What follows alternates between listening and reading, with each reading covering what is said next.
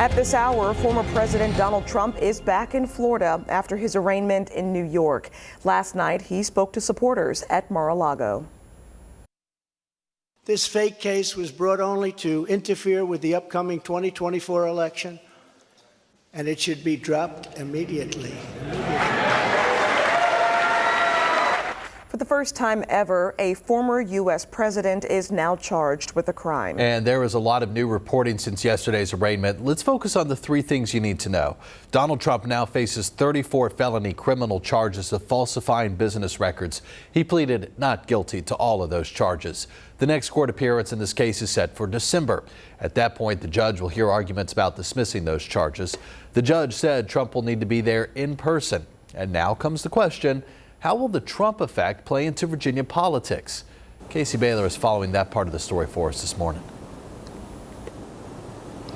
Dan, with every Virginia General Assembly seat up for grabs, former President Donald Trump and his investigations could impact the ballot box here in Virginia. Now, we saw that influence in the last two presidential elections where Donald Trump lost here in the Commonwealth, though President Joe Biden's unpopularity at the national level and here in Virginia got Governor Glenn Youngkin to the governor's mansion.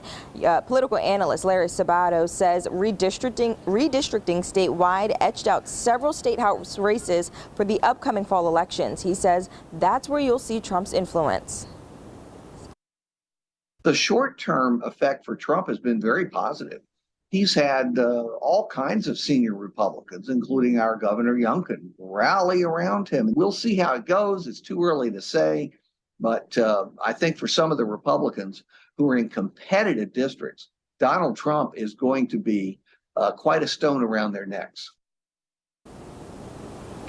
And Virginia Democrats have shied away from discussing Trump's hearings along with his impact on the fall elections. We're live in Norfolk. I'm Casey Baylor for 13 News Now. Casey, thanks. And you know this is far from over. For updates, no matter where you are, download the 13 News Now app. And we're streaming around the clock on our new streaming service, 13 News Now Plus.